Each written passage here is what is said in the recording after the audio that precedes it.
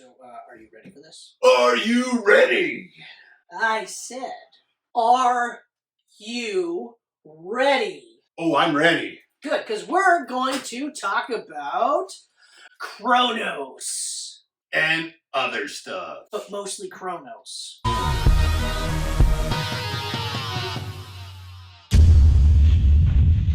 Which is the first movie to come from director by the name of Guillermo del Toro. Mwah. 1993, this movie was made. Had a budget of $2 million. Unfortunately, the box office was $621,392. So this is a bomb.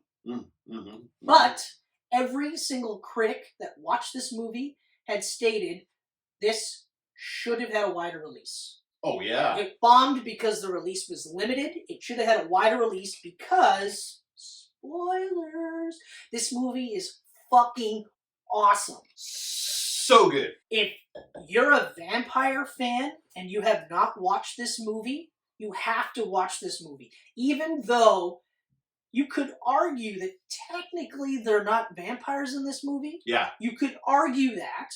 And I would accept that argument. But I would also say... You're wrong. Yes, that's your opinion. But your opinion is wrong because this is a vampire movie. Yeah. Or at least a vampire-adjacent movie. Even if you're a fan of weird bugs that ride around in jewelry? Oh, actually, especially. Check it out. Yeah. Especially if you're one of those. Okay?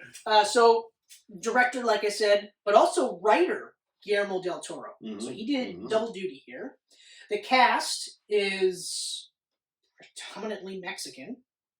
Although I guess... which means you get about 5 minutes of Chris butchering names. Let's do it!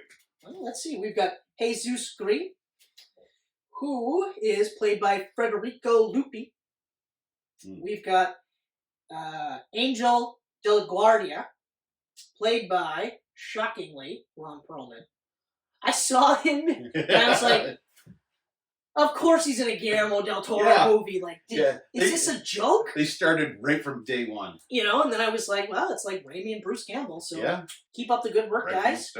Okay, then we've got Dieter de la Guardia, played by Claudio Brook. So far, not so bad with the names. That's not bad. Yeah, we've got Aurora Gris, Tamara Shanath, Mercedes Gris, Margarita Isabel. Oh, Margarita. My favorite character, because he's in the sequel, Tito the Coroner. It's not a direct sequel, but he's in it. No one else, even Guillermo del Toro, didn't touch it. And I read the Wikipedia on it, and I was like, I'm not watching this. Yeah. It doesn't sound like it sounds less like a sequel, and not even a spiritual successor. It just seems like it's just in the same city.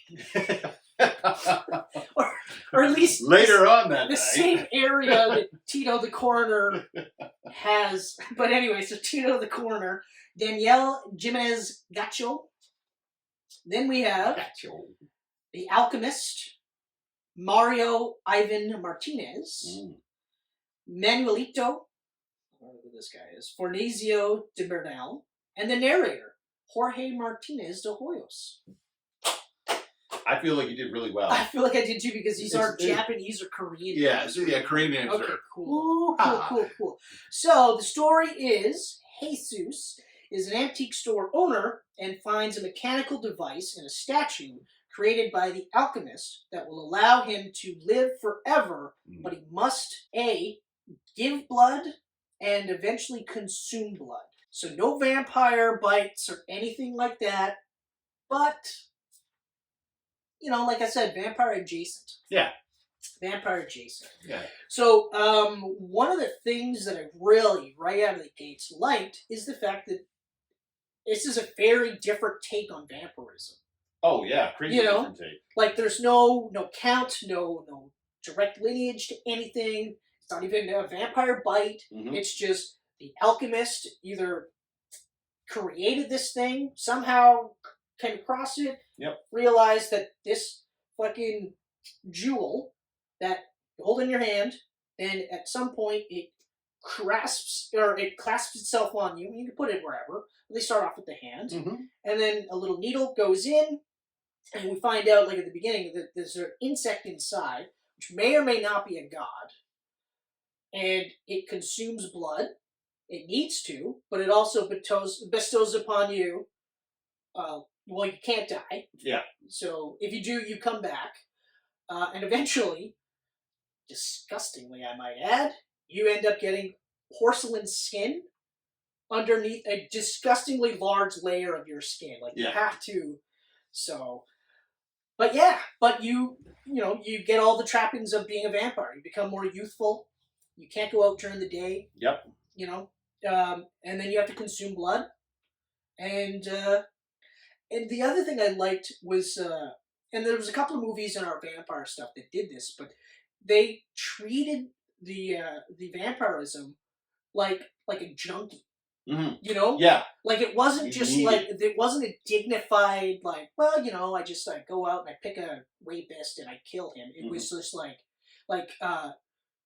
well, even just the fact where like late at night, like when he starts actually getting to the point where he's like, fuck it, I'm just gonna use it, and he puts it on his chest. Yeah.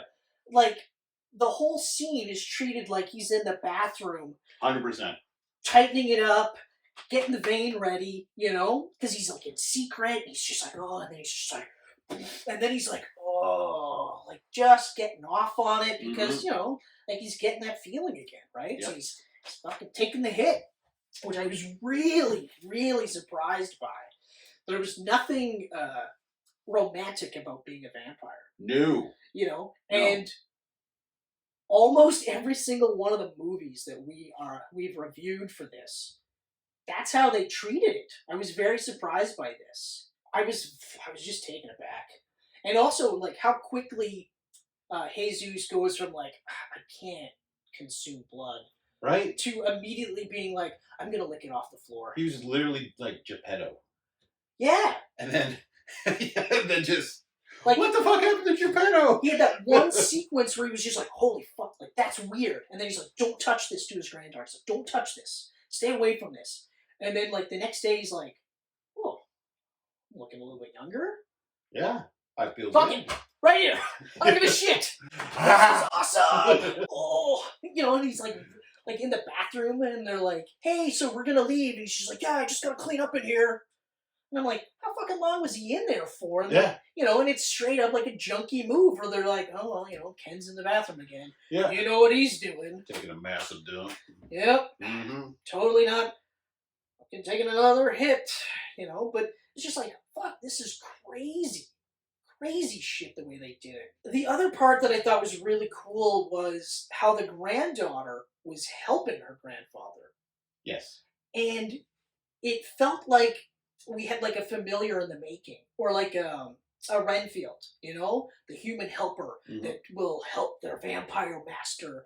But it was weird because like he was doing some pretty fucking weird shit, and it just didn't matter to her because it was her grandfather. Exactly. Like there was no like, hey, grandpa's acting like kind of a fucking asshole, and I think he's gonna kill somebody.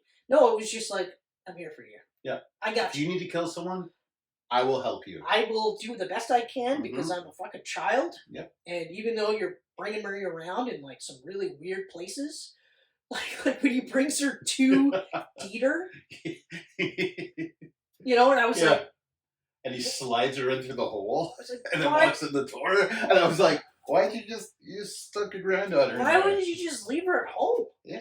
She doesn't need to be a part of that. But that was the other thing I thought was really cool was like to backtrack a bit, like the fact that he got that statue on accident. Like he shouldn't have got that statue, but immediately knew there was a false bottom. Yep. And the whole time Dieter LaGuardia, which reminded me of Hannibal with Gary Oldman's character. Oh yeah. Okay. Yep. And for no reason, but other than like they're kind of playing similar characters, like they're super rich, they're into their life, they're trying to look for something, right? But that was his cure. Like he was gonna get over this disease because of this. Like he knew all about the alchemist, and he knew, like he even told him, he's like, dude, you've got new skin underneath. You just have to rip the old one off him. Yeah. And he wanted that, and fucking poor Angel. not even his son, No. his fucking nephew, and he's just like beating him because like his whole existence is tied to getting this, and then so he can get his inheritance. Which, when you think about it, is dumb because it's like, well, if this guy's gonna live forever, you're not getting inheritance. you're getting shit. Like, you're literally getting fucked You all. should probably just try to kill the guy. You know? And that was awesome when he did. Yeah. Stepped on his fucking throat. I was like, oh, yes! You know? So good. You know, but then, of course, he had to die. Oh, yeah, absolutely. But you get that whole, like, great chase sequence beforehand. And, like, I was disappointed that he died, though. Me too. Because, like, I'm not saying Angel was a good dude, okay? Yeah. He was a shitty guy. But all he wanted was that fucking money so he could live his life. Yeah. You know, and it's Ron Perlman. It's really hard He was to like hate literally Ron Perlman. living in a closet. Yeah. Like, he was in a closet in like a boiler room. Yeah. It's like, poor dude. Well, yeah, but literally that plot with Dieter and Angel was crazy. I felt bad that Angel died. I don't know why I wanted him to have a good happy ending, but fuck, man. But other than that, the ending was fucking crazy. I thought the ending was awesome. Yeah. You know, destroys it, and then basically it's just like, we're gonna wait for the sun to come up and see what happens. Mm-hmm. You know, I'm either gonna live or die. And I like that they left it ambiguous too. This did not become my favorite vampire movie, but it is in my top 5. Yeah, of all time. It is so fucking good. Like, there's not, like, I mean, aside from the fact that he took his granddaughter to places that he shouldn't have, Mm-hmm. and did a couple of things in front of her that he definitely shouldn't have, which is a direction and a writing thing, you know. Yeah. This fucking movie was awesome. I was completely engrossed by this movie. Yeah. But what I liked was that, like, there was a dinginess to, like, even in, like, the party, in the bathroom scene. Mm-hmm. Although I thought it was funny that, like, dudes walk in and they see a guy on the floor, licking the floor. First response is, let's kick the fuck out of him. Yeah, they do things different than around there. Yeah, Dude, are you okay? No, let's fuck him up. No, yeah, exactly. Like, Yeah. I walk in, here's me walking in, somebody licking blood on the floor. I'm in the wrong bathroom. Yeah. I'm not, I Oh, can't. I got to the ladies' room. Nope. Then I walk in and I go, I don't know what's going on, but some guy's licking blood on the floor. Yeah. But they go, oh, yeah. He wakes up in the fucking hospital. And I was like, what a weird thing, too, because I'm like, how do you explain that to your wife? Like, what the fuck happened to you? Yeah. These guys jumped me. Why? I don't know. Yeah, they didn't. I have no idea what to tell you. But, They were vegans. or what they were is that they found out he drove a car that was run on oil and gas. Yes. And they were furious. Infuriated. They said, we're like 20 years, 30 years away from throwing like tomato soup on paintings because of oil. Mm. But we'll just kick the fuck out of this Yeah, guy. we'll get fucking up. Yeah. You know, but yeah, it was fucked. It was fucked. And then, like, I thought it was crazy that he died. Like, full on dead. And then he calls his wife. Like, granted, it's sweet. The first thing he does is go, yeah, I'm not actually dead. But it's even more fucked that she's like, so when you coming home? Yeah. I chuckled at that part. I was just like, this is legit funny. Yeah. You know, and then he goes to his house and it's like, nothing weird at all that your husband died. And now he's in your house. Yeah. Probably smells like he's dead.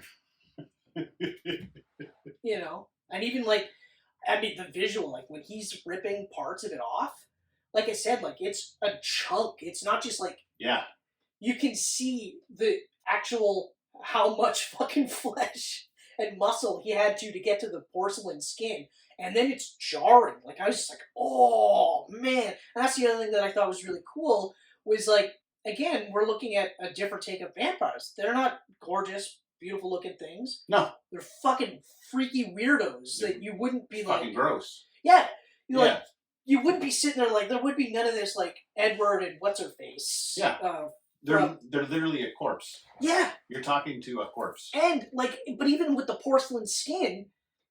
it's fucking weird looking. Like, it's jarring. I was like, wow.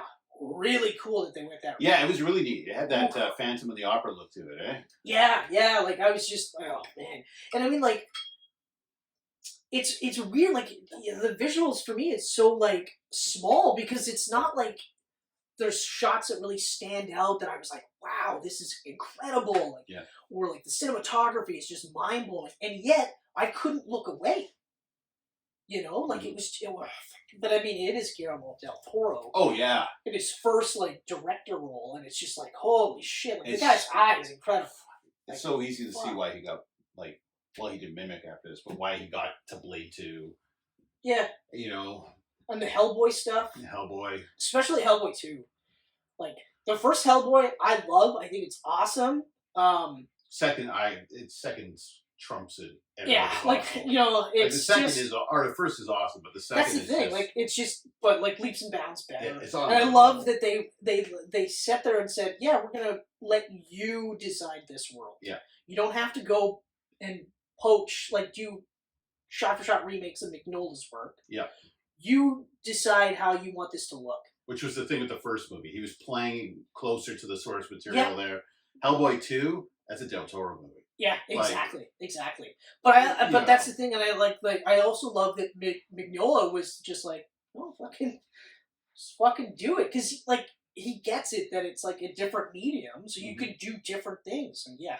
Second one's so fucking good. Oh yeah, so fucking good. Oof. Hold on. So fucking good. So good. But yeah, like I just and the cast. Like, what else you got for visuals? You have anything else? Oh, visuals again. I mean, like the fact that it was made in what, 93? Yeah, 93. 93. They probably shot in 91, 92. Yeah. With a very limited budget, and I'm sure just like hardly any crew. It's a fucking amazing looking film for what it is. Yeah. Yeah. Like I said at the beginning of this, I was glad that the critics were all saying this should have been a bigger release. Yeah. It is criminal 100%. That this bombed because it's so fucking good. And you can say that pretty much about any one of the movies we're going to talk about during this whole foreign vampire marathon that we did. Very much so. Very much so. That they all underperformed, but they should have all done way better than they did. Yeah, exactly. The actors, I'm familiar with 0 of them. Or sorry, 1 of them. just that one. Just that one. But it's awesome. Oh yeah. Like, even like the granddaughter, who's young, did a really good job of conveying a weirdness to her, while at the same time being a kid, while at the same time being concerned about her grandfather, but also being weirdly ambivalent, to all the shit that's going on. Like, just, she was actually more of a stand-up, and she didn't say much. No, she was. But she did so much with when it comes just acting her, like, with her physicality, like, man. When it comes to working with children, like, Del Toro gets it. Yeah, and like, it's either Mimic, Devil's Backbone, I didn't see that one. Pan's Labyrinth, like, he works with children all the time. His new Pinocchio coming out. I know, holy shit! I didn't even realize it's stop motion. Yeah.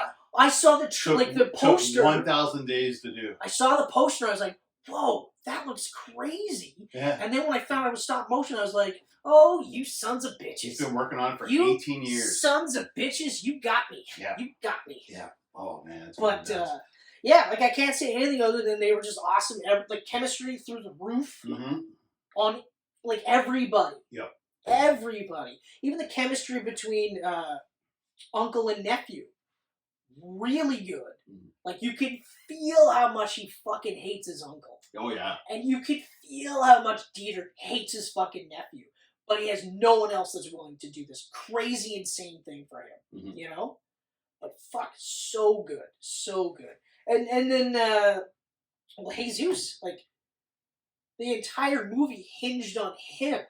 He's a fantastic actor. And so good, like, to be able to convey, a good man, accidentally comes across this thing, and then is immediately infected by it. Yep.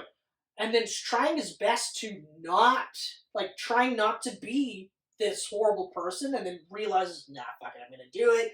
And then starts backtracking to the point where, like I said, when you get to the ending where he's just like, we'll just have to see what happens, you're like, holy shit, wow.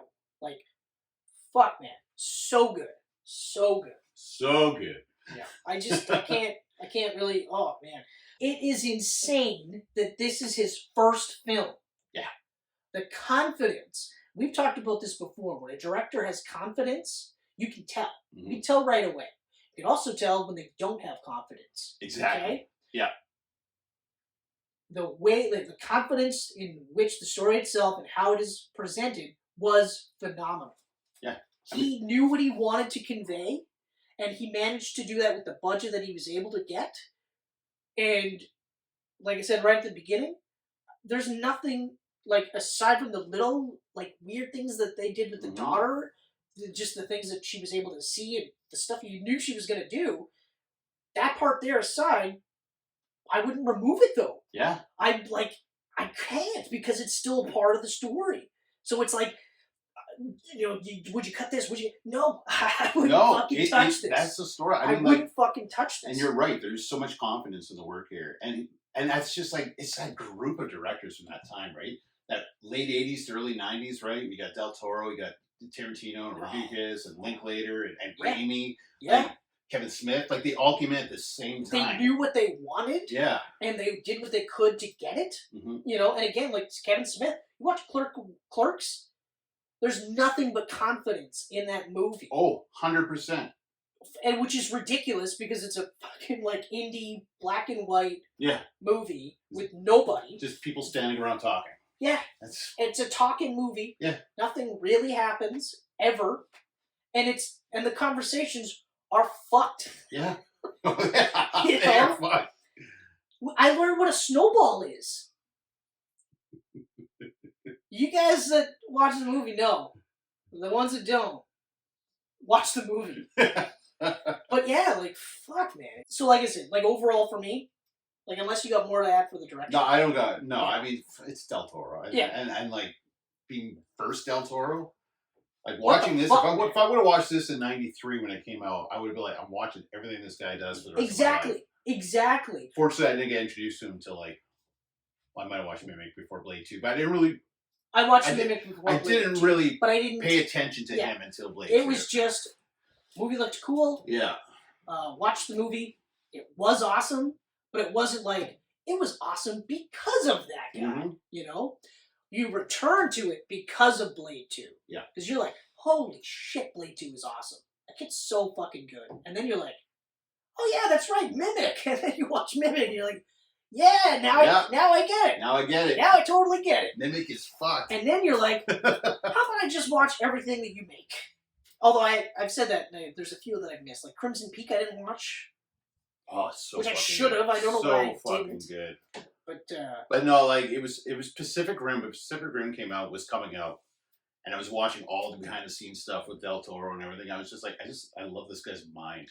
Yeah. And it made me go back and watch his other stuff again and just be like, holy fuck. Like, this guy's... I always forget he did Pacific Rim too. He's a genius. Yeah, so good. Yeah. So good. But yeah, so overall, like I said, this is like, it's in the top 5 for me. So yeah, Cronos. Oh my god. It's just, I mean, even if you're not a fan of vampire movies, I still think you should check this out. Yeah. I don't classify this as a horror movie. But it is it's more of a suspenseful thriller type movie, but with like heavy character work on this. Yeah. Like, it's a character study. It really is. Yep. But it's so good. Like, it's so good. It's very propulsive without forcing anything on you. But wow, no. I can't say enough good things about it. Definitely. It's absolutely awesome.